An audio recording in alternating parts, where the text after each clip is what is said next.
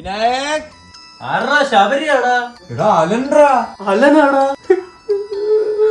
ഇതെന്തോന്ന് പറ്റിയത്? ഒന്നും ഓർമ്മയില്ലല്ലേ? വല്ലോരെയും എനിക്കൂടൊന്ന് പറഞ്ഞതാടാ. എനിക്കൊന്നും ഓർമ്മയില്ലറാ. അതൊക്കെ പോട്ട് അകത്തിരിക്കുന്ന പെണ്ണായിരുന്നു. അച്ഛൻ പറയുന്ന എന്റെ ഭാര്യയെന്ന്.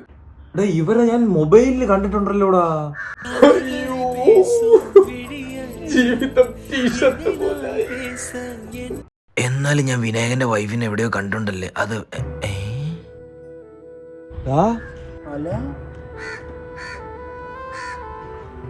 എത്ര ദിവസമായിട്ട് ഞാൻ അന്വേഷിക്കുന്നതാ നിങ്ങളെ രണ്ടുപേരെയും. ആരും അന്വേഷിച്ച് വന്നില്ല, വീട്ടുകാർ വന്നില്ല, കാമയ്ക്ക് വന്നില്ല, നീ മാത്രമേ വന്നുള്ളൂ. വാ പോവാം.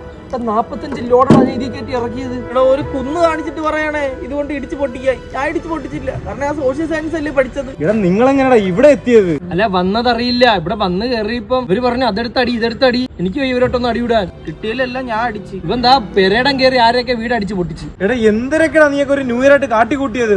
ഒരു പെണ്ണിനെ വിളിച്ചോണ്ടൊന്ന് വീട്ടിൽ ഇരിക്കുന്നു, നീയൊക്കെയാണ് കണ്ടം കയറി അടിച്ചും പൊട്ടിച്ച്. ഭാഗ്യത്തിന് ഞാൻ എങ്ങനെയാ വീട്ടിലെത്തി. എടാ അല്ല പെണ്ണെങ്ങനുണ്ട്?